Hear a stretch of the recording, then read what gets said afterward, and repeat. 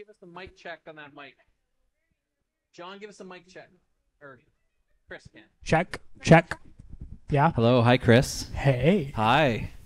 How are we sounding, Dave D? We're sounding good? Hello, everyone. Hi. Thank you, everyone, for coming. We're so excited to have you here tonight. Welcome to all of you to SCS. We're really excited about our new space here, and we love having people here. So thank you all for coming. We have a fun, exciting panel tonight, and we're just so excited to be doing things together in this semi-post-COVID world that we're all experiencing. But to get together again, to be collaborative, to be creative together, to have the kind of conversations that we just don't have over Zoom is just so incredible and amazing. And it's so awesome to see so many great people and friends from Orange County and just such smart, great, creative people here. And I think we're you know, it was fun talking tonight to so many of the folks from AAF and other agencies and other creatives and marketers about how much we need these kind of events and how important they are and just how sort of underrated Orange County is and how much talent and creative talent and things are here. So we're so excited to have you guys here. A lot of exciting things coming from AAF, Orange County in the months ahead and into next year. So this is only going to get bigger and have just more about it. So yeah. Woo! So with that, I actually want to introduce our panel, and I will start with our friend Chris, who's the AAF president, newly appointed. So yes, very excited to have Chris on board. I love his, you know, his work in youth development in our industry has been amazing, and I think just shows his passion for our business and what we do, and I think that's why he's going to be a great AAF president, so passionate about building this community, so that's great. And Chris, just to introduce Chris, Chris is in global growth with Giant Bicycles, so he's a marketer. He understands that space really well and knows this world, and he's in global growth and content marketing for Giant Group Bicycles. But also he's the founder and president of Ad to SoCal, which is the Young Professionals division of AAF, and the first person in the organization's history to serve as president of an AAF and an Ad to chapter at the same time. Pretty cool. So really developing our young talent while also developing our scene here in Orange County. So excited to have you, Chris. Thank you. Woo-hoo. That's where you clap. Thank you. I want to introduce Anna Amon, Senior Director of Brand Storytelling at SAP. Sorry, down in the end. Really excited to have Anna here from SAP. Anna's a long-standing Silicon Valley tech marketer who moved here to Orange County 5 years ago. And does brand storytelling as a global marketing for SAP. And of course, SAP works with some of the largest brands in the world on the biggest tech transformations in the business. So I think Anna has a lot to talk to us about in this space and tech and transformation. So really excited to have that technology component here and someone who comes from that background and that kind of level of business. So thank you, Anna, for being here. Thank you. Courtney Betley. Courtney, I've just recently met. Love her already. Creative director of Minocean. Used to work with John back in the day, which says a lot, I think, about both of them. We're oldish. Old adjacent? I don't know. Yeah. I love this line. From hot dogs to hospitals, she's worked in practically every category and medium imaginable, creating award-winning work for the likes of Wiener Schnitzel, California Avocado, Hilton Chalk, just to name a few. But I think most fun was to learn about late-stage pregnancy while we're working on a Super Bowl campaign for Hyundai. Yeah. You guys ever want to have a trauma story? I would talk to you about Super Bowls and IVF and children. So I will pass this on. Awesome. But yeah, right now I do a Kia social media and the creative director for that. So John, seamless transition, babies, pregnancy.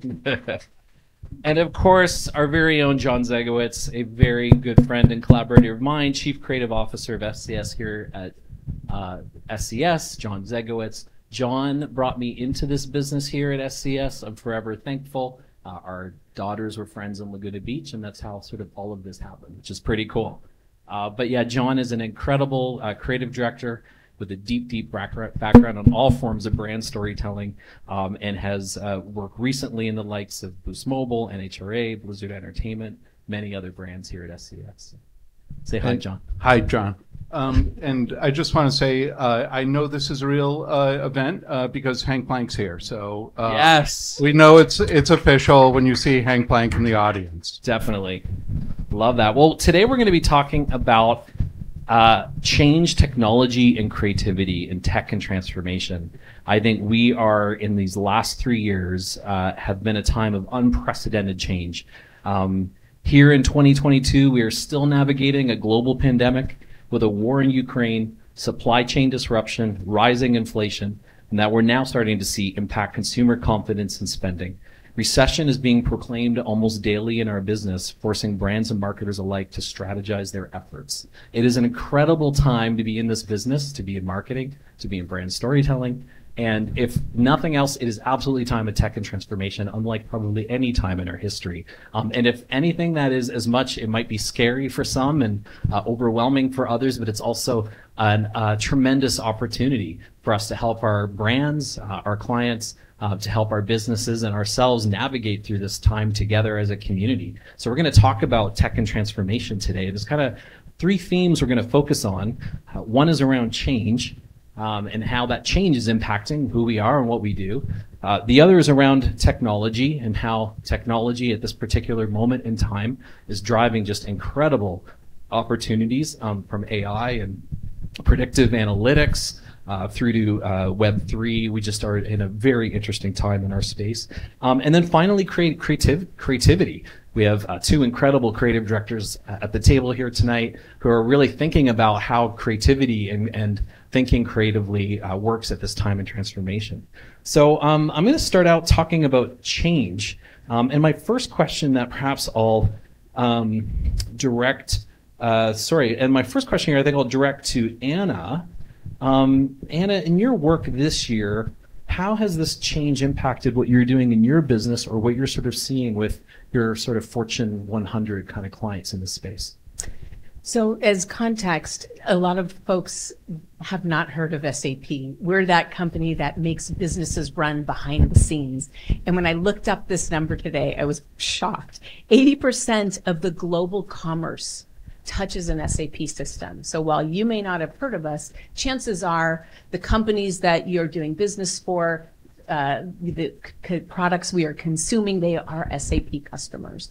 And so what we've been focused on is helping them adapt to the shifts that we've been faced with from COVID, from the pandemic, but also this shift to the cloud. So for us, we've had to transform our business, and we've had to get really clear over the last few years about what business really means to us, what we want, what messages we want to be putting out into the market as marketers. So for us, it is the values and emotions that we want to have as a company, making sure that they're authentic and that people will embrace them. And so it's telling those stories in an authentic way. That's great. You know, I think for you, Chris, obviously you work with a manufacturer. You've probably things like supply chain issues and all these other things I'm sure is hitting your business in an interesting way. What would you say your sort of biggest concern is right now with sort of in your business and in the bicycle industry, how things are changing? What are you seeing happening? Yeah, it's definitely probably the hot topic in the room. So Giant Bicycles, being the manufacturer, we thankfully get to kind of control a lot of our own individual manufacturing, but understanding the supply chain issues, just like cars, just like a lot of the kind of key areas, is understanding how can we take advantage of the bike boom, right, that's happened, or the pandemic unfortunate benefits that have come out of it, and carry that through post-pandemic. So being able to take the awareness and the traffic that's coming to our website, that's being driven towards our brand and keeping it moving forward. That's really our focus moving forward. It's like not just conversions. We're shifting how we think about KPIs, how we're thinking about the goals that we have for campaigns, and really thinking of it from a longevity perspective, right? Keeping them in the funnel, keeping them moving forward. Yeah, that's really interesting. I think we've heard a lot of that from our clients too, and thinking about how there was a period of time where very focused on short term, and certainly that's still somewhat the case in the trend.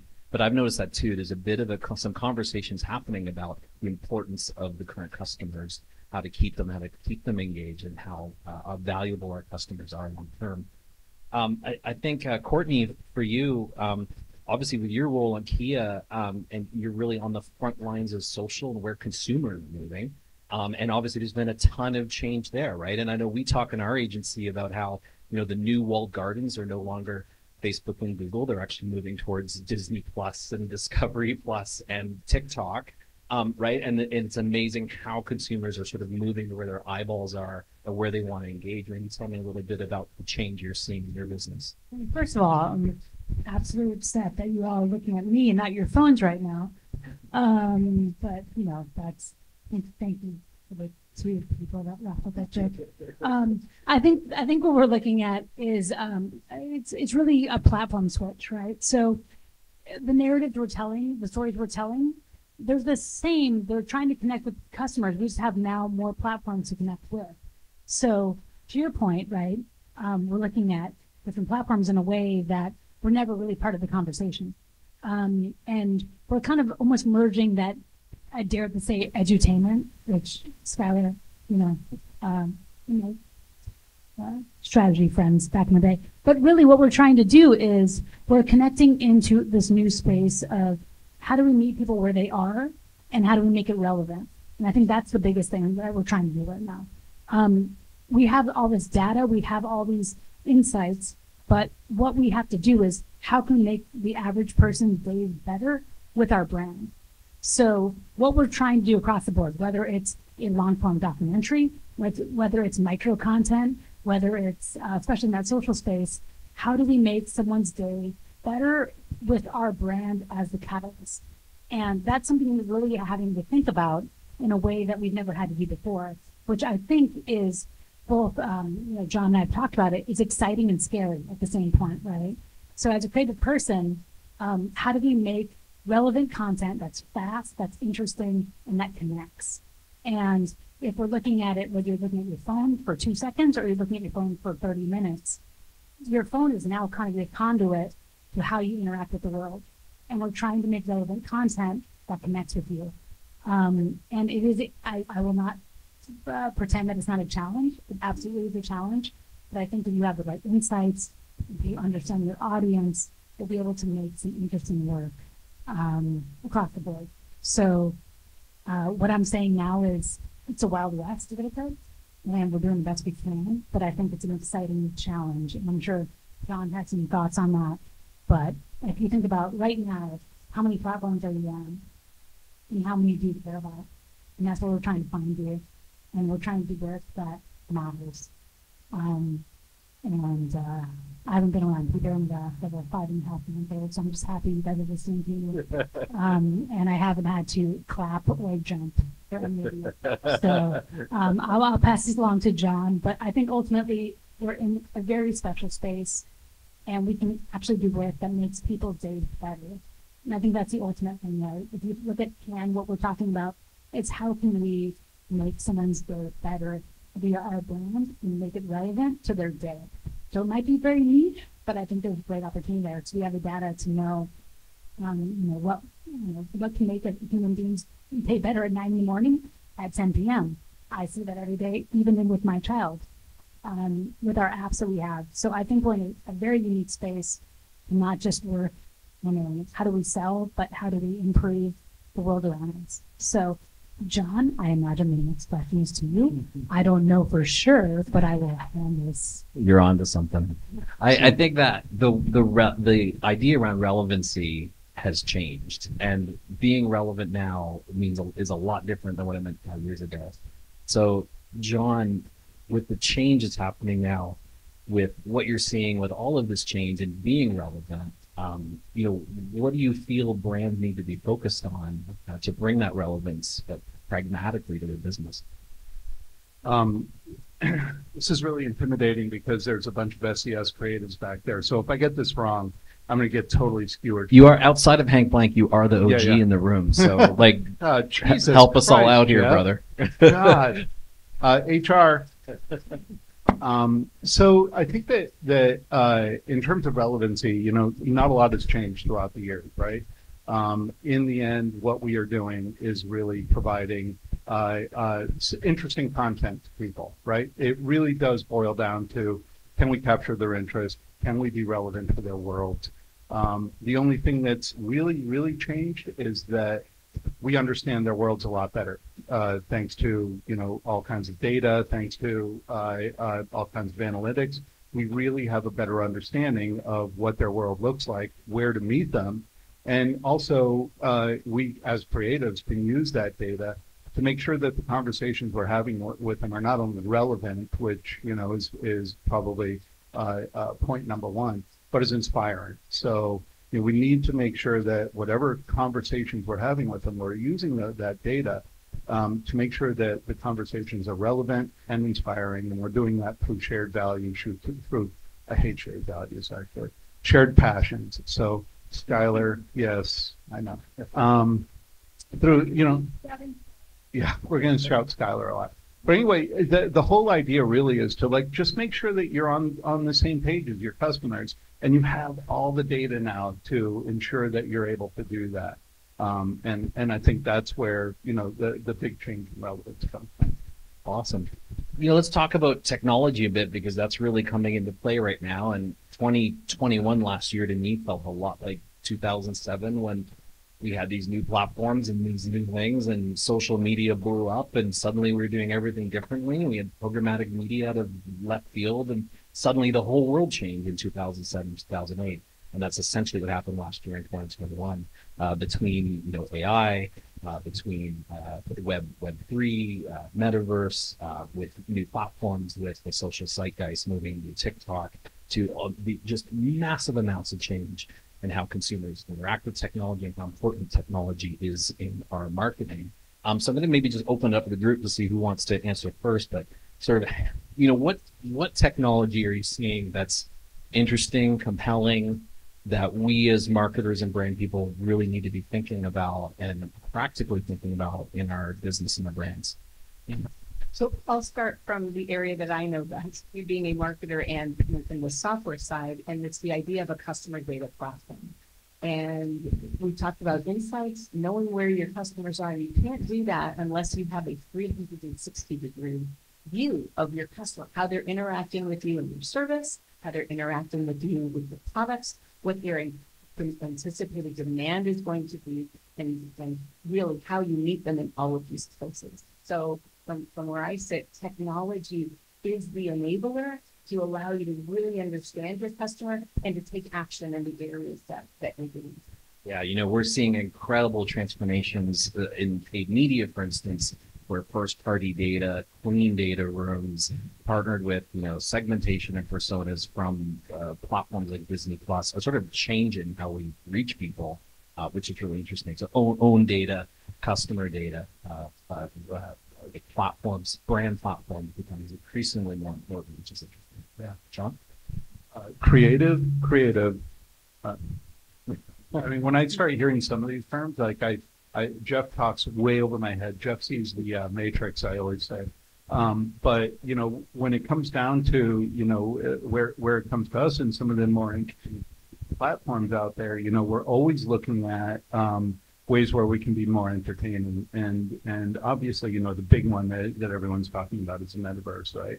And there's so many opportunities on the metaverse, but I think one of the things that's probably the most interesting insight to the metaverse, in my opinion, is we're all clamoring to get on there. We're all seeing it as like, oh my God, we can't wait to get there. It's going to be unique. It's going to be amazing. But it's so tiny right now. And the opportunities there right now are the opportunities to learn. So to be able to go in there and, what we honestly believe here is go in there and fail your brains out. Just go ahead and trip over your own shoelaces as much as you want, because that's where it's going to really start getting, the education is going to start coming from. That's where we're really going to learn what people really are interested in. And now nobody's watching. So go for it, make a fool out of yourself. I know how to do that. I'm sure, plenty of other people here do too. How do you make a fool out of yourself, in your brands? I think, to John's point, I think specifically social is a great experiential place. It's often been a tough place for ROI because how many of you guys work in social? The ROI is instant and in your face and not so pleasant all the time, right? So you feel that blowback. I think what we're trying to do is use social, because I think there's a natural evolution that's going to that social space, right? Everything's going to be in the palm of the hand. There is an opportunity for experimentation, to John's point about failure. But I think the other thing we're getting is we're getting that instant gratification. And we're also getting that instant learning that we can move and we can be nimble. And I think that's something that is a little bit unique to the advertising space. Sometimes, I mean, I don't know if have you ever had anything to get approved in the building through a client from concept to so that right there is another conversation that we're constantly having. How can we get from being relevant in a pop culture conversation, right? So if we have a trend that's happening that we want to jump in on quickly, how is that okay in this new space? All those things are being hashed out, and it's exciting but frustrating, I admit. But I think what we're going towards is a space where we're looking for cultural relevancy, but also in a way that connects with our audience, that the brand itself is being built. And I think we're going to keep getting that space. And like John said, it's entertainment, it's education. Looking at what, my day-to-day is, one day we're looking at NBA All-Star, right? Trying to tap into that. Next day it's a new, EV situation. And I don't know if you've had the pleasure of working with vehicles that have a lot of kind of red tape and things that we're trying to work on. But our client, we actually been very, I would say, progressive in the way that we can be a lot more reactionary in that social space. So has anyone been to VidCon recently? The giant silence. I will say this, go to VidCon, it will change your life. It literally is the future of a lot of these social spaces. It's where all the YouTube stars are, because we're having to work with influencers and we're having to work with collaborators in a way that frankly, I've never had to do it. And we're working with families, we're working with 16-year-olds who are just learning to drive, all these things to try to create content.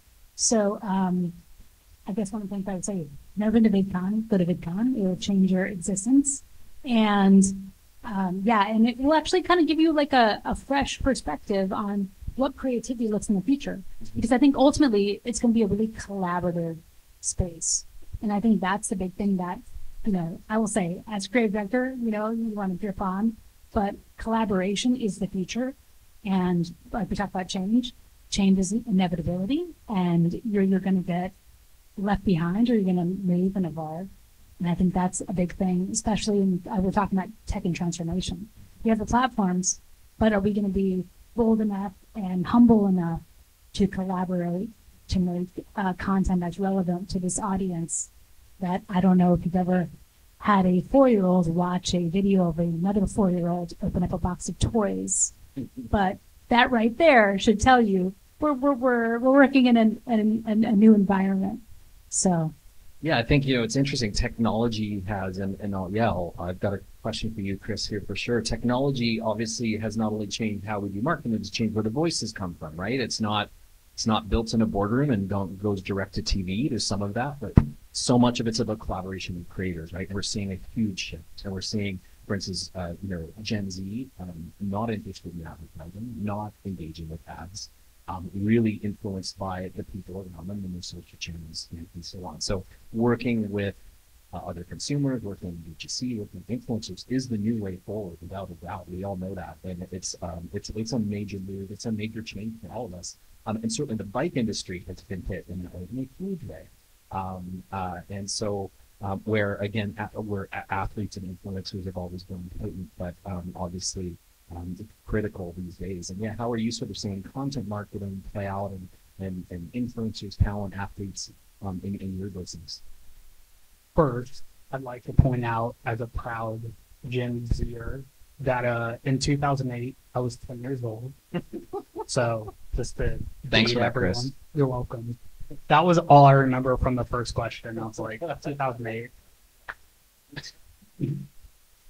As far as content and working with athletes and creators, I mean, this is a huge area, right? When we talk about content creation and what's engaging, as far as, you know, developing campaigns with other creators in mind, right? I know that OC and SoCal is a very creative driven environment, and we're taking the control away from creative, right? We're putting it into creator, we're putting it into influencers, into athletes. We're trusting that they can follow this creative brief or this direction that we're giving them.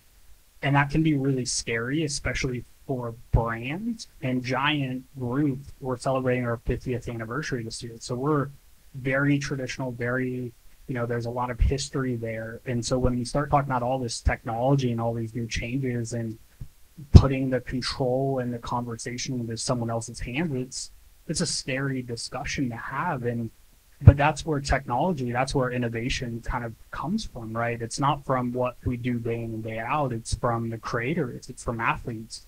As we start seeing NIL deals, right, with name, image, likeness, and NCAA being allowed, the entire discussion around what creativity means, what creators are, is changing. It's no longer just the person opening up the box. It's no longer the person just getting the gift or the product to post about. It's the person that is playing basketball. It's the person that's on the field every other week, you know, playing a sport. It's shifting, and we have to figure out how to work that into campaigns, because to the point of Gen Z, like that's what's wanted. And you can say that that's not your audience today, but tomorrow it will be, right? That time flies by before they're your audience, and if you're not connecting with them now, you're going to miss that opportunity.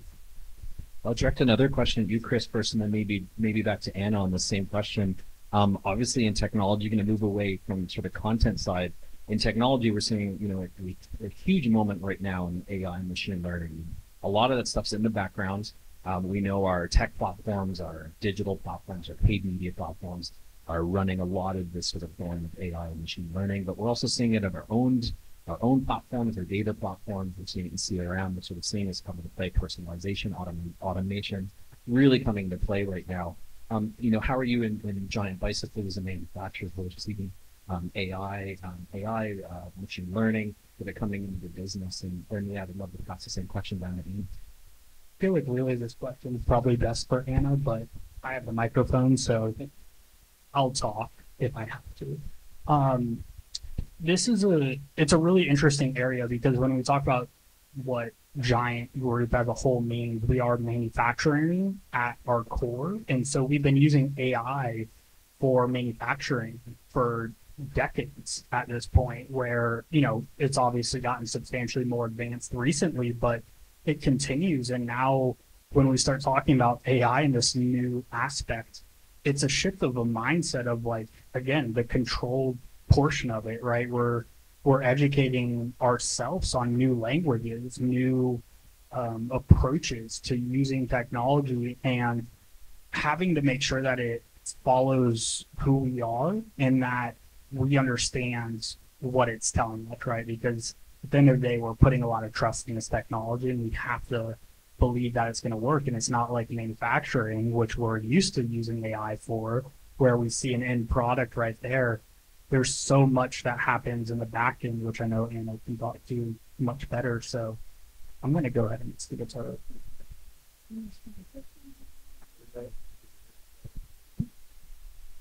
Okay, I'm probably the least technical person at SAP, just so you know, just to make sure I had everything straight, because we use AI and machine learning interchangeably. So I thought it might be helpful to just sort of start with a level set, right?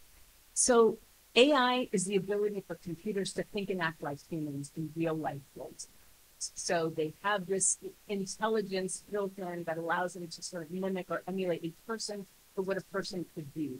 So when you're using AI, you can simulate environments, you can establish, if you have the right data infrastructure, digital twin of your business, and really create scenarios. It's like, I think we have another pandemic tomorrow. What if our, purchasing of shoes, chocolate, movies, whatever, what would happen if these scenarios were there?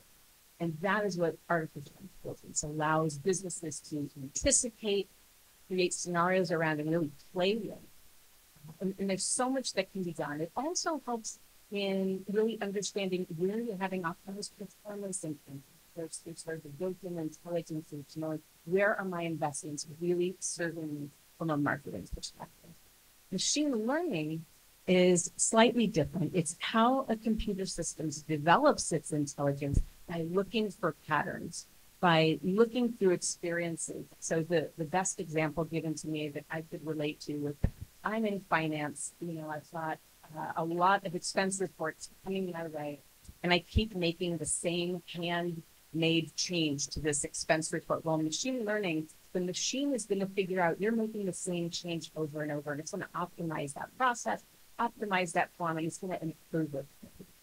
So AI and machine learning have all kinds of applications, specifically when it comes to marketing. I think we have a whole host of areas that we don't even know what it is. Why don't we kind of flip that same question to the creatives in the sense of like, how do we think, particularly machine learning, which is sort of, AI learning how to optimize, learning how to do a human's job that's sometimes better. How do we see that impacting the creative process and how we tackle our brand work creatively out in that world?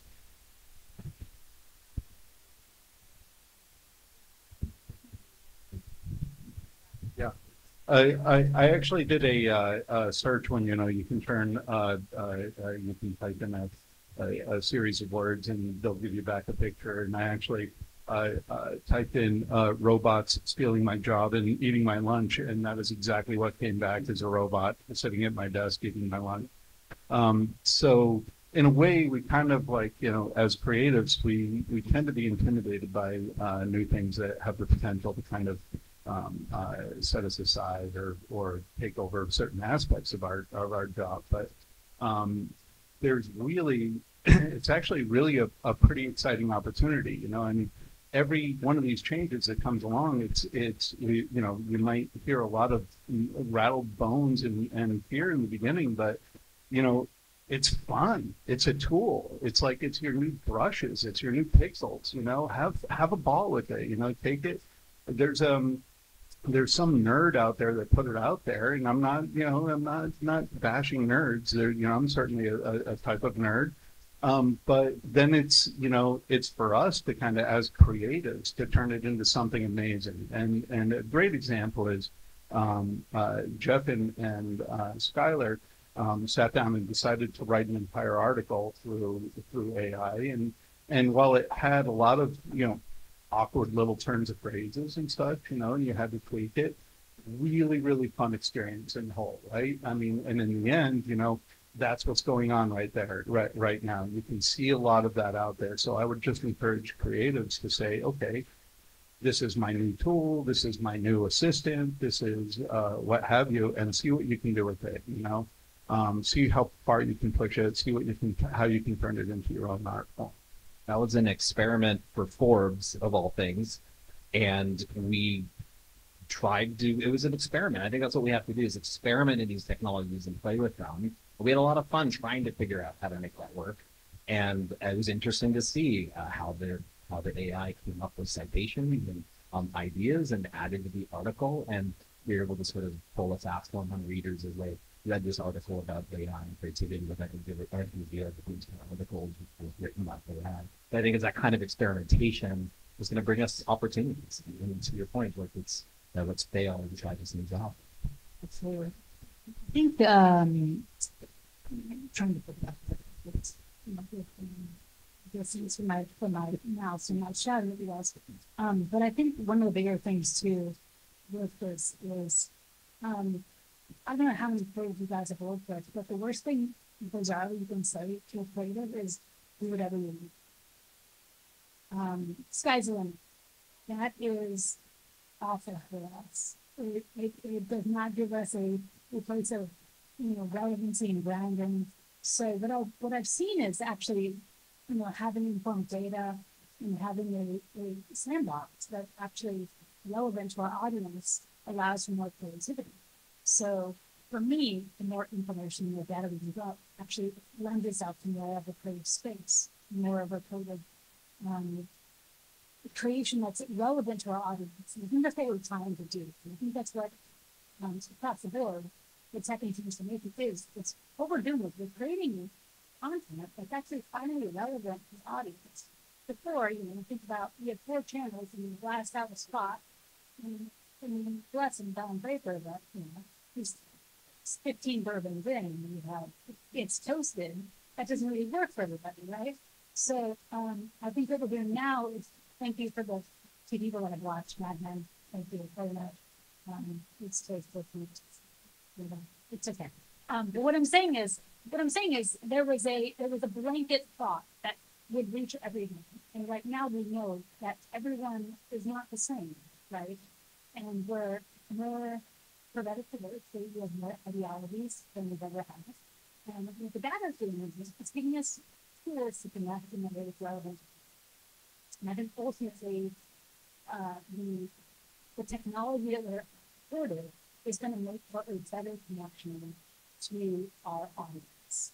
And the same audience of always be able to consume music. And so whatever you want to say, people that we're trying to talk to, we want to have a good conversation. And in our movement, we can have on these videos was really meant to make their life better. And if they're not doing that, then they're doing a disservice. So I think ultimately, we're looking at creativity and technology and data and everything.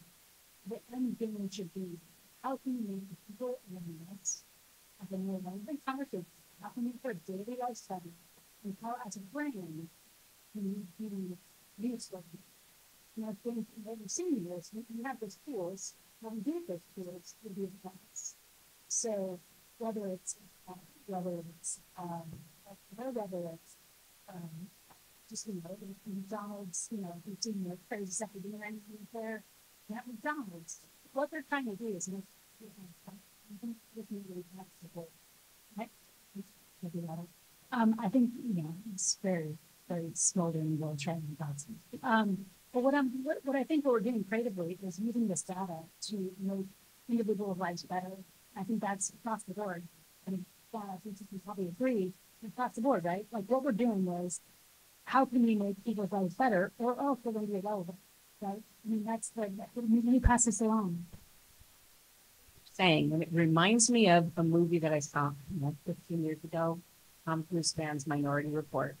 And it's a scene where he's like walking past the mall, airport terminal, and the billboards that know who he is, they've identified him, they know the genes, the purchasing power. And so we now with technology have the ability to market to an audience of one, right? So there's this level of personalization and information we have about the people we're marketing to that are buying our products. So we also have an obligation. If we have that, the flip side of that is we need to continue to trust us. So there is privacy and a whole other conversation. But I love that what you said. It sparked that thought in me about good old Tom Cruise. And I think every business has that opportunity to speak to that one person and be unique. I love your excitement on that personalization piece and you're excited about it.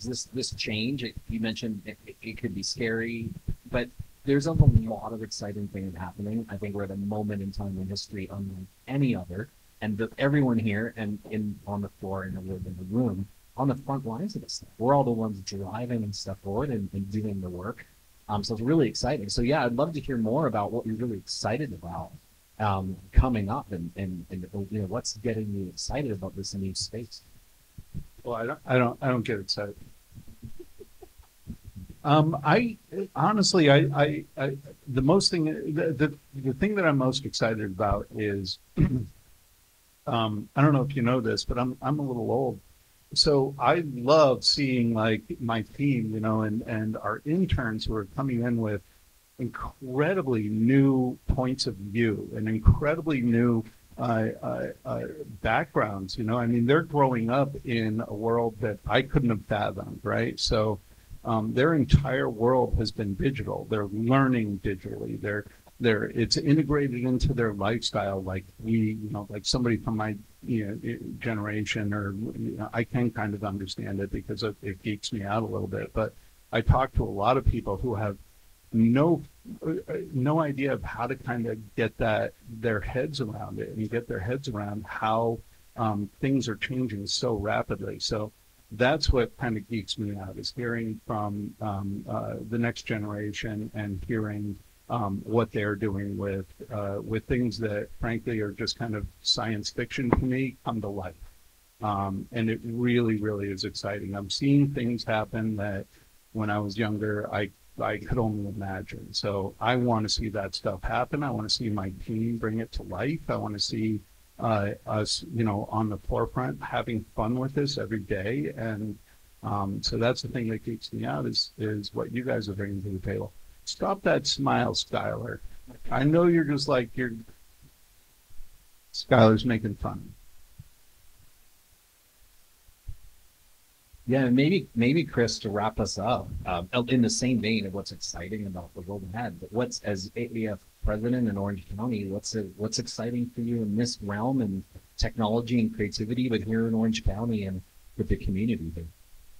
I mean, I think that second to last word, it's probably what's most exciting. It's the community, right? We're at a really exciting, I'm just going to kill the word exciting all night long. We're at a really pivotal point in technology and creativity, that it's no longer just about putting out content. It's no longer just doing what we think is going to work. It's listening to the community. It's building the community. It's guiding ourselves with what we're hearing from the rest of everyone else. It's not making assumptions, right?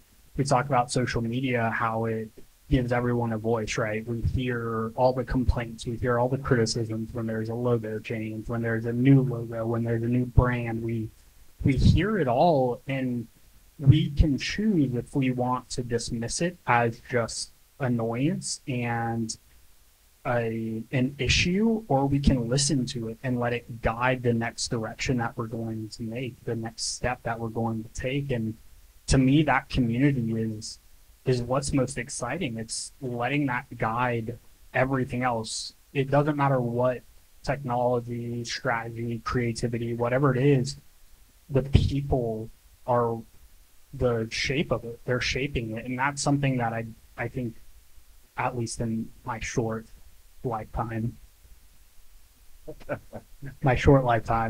I've never really experienced in this new way, that it really doesn't matter. It goes back to influencers, creators, right? The campaign, the content marketing plan that you come up with could completely shift if your creators feel differently.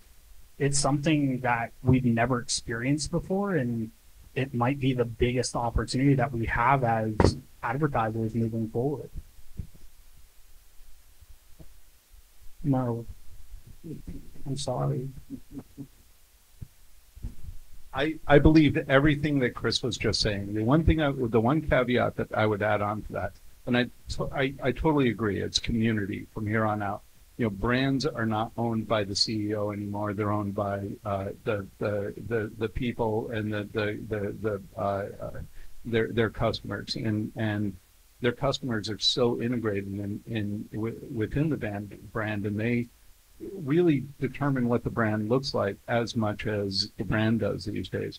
But at the same time, it is important for brands to maintain purpose and maintain who they are and what they stand for. And they can't really, they might take it on the chin here and there. They might take a boot in the ass once in a while, but they still have to maintain who they are and what their real vision and what their real purpose is for that audience.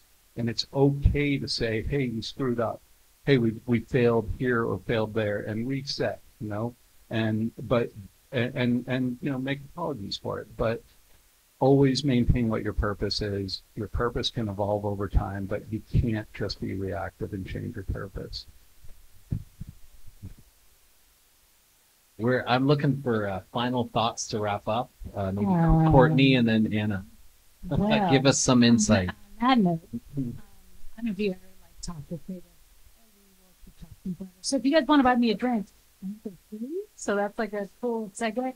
I think the one thing that to echo Don, like I've been able to teach at Chapman Film School copywriting for 5 years, and they get me very honest about what I know, and that's a lot. And I think that's another thing to think about. Like whether you've been in the industry for 2 years or 20 years, there's a constant evolution of what's happening right now, and I think it's been more ferocious than ever. I think from a trade standpoint, and we're talking about platforms, right? The one thing that I will say is, you know, what I was able to work with this gentleman for many, many years, and he's brilliant, and I think we have that ferocious creative spirit. But what I'm saying is, I think the big thing is what we have now is information and data and some insights, right?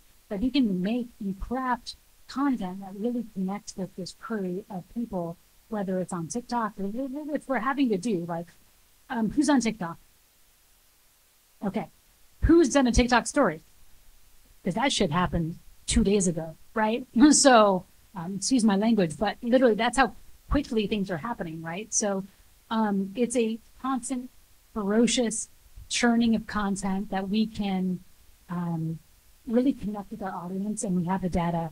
And I'm gonna, you know, I know a lot of people want to go back to play cheese plates, so you can talk to me later. But I think the one thing that I would take away is don't be afraid of the transformation, because if I'm being real, as a creative director, it's scary, right? Like we said, we don't have the robots to take over. But I think the opportunity is using that data to make relevant content that's interesting and exciting, and it makes your sandbox more relevant. And we have the insights, we can connect in a brand new way. So I will transfer my microphone over. I'm going to left to right. Anna, send us off. But Anna's going to like crush it because she's got a beautiful cravat. Massive closing statement. No pressure. Beer's on me. How's that? No. I think there are two things we heard: relevance and purpose, that I thought we heard a lot about. SAP's purpose is to help the world run better and improve people's lives. So the business decisions we make have to inform those things so that it can be true and it can be meaningful. So we started off the conversation with, gosh, we've been through these things, right? Wars, done it. And I think people are at a place where they want to be good themselves. They want to find those brands that speak to their values, their purpose, their priorities, their passions, everything you call them. So we need to make it easy for them to find us, we need to find our tribes. And I think marketers, that's the business we're in, whether we're telling stories in any of our mediums or in documentary films, we need to be leading and driving the conversations that we say are important with some authority, and bringing those communities together so people believe it and say what our purpose is. So I think we all creatives in marketing, we have a real big job ahead of us, but a huge opportunity for our business. Well, I love we started today talking about tech and transformation, but we ended talking about purpose, the storytelling, about connecting with people and relevance, those things that have never really changed. I want to thank the panelists. Yes. I have a closing remark. Yes, As please. president, I get to do this. I just want to echo one thing that I think was said by everyone in the last section, and to just correct myself. Well, I think failing is okay, right? It goes back to what was talked about in the very beginning about who our audience is. Everyone in this room has failed. Everyone in this room has made a mistake. Our audience doesn't expect us to be perfect. Brands and creatives and strategists and agencies have the biggest uphill battle to get out of our own way and fail.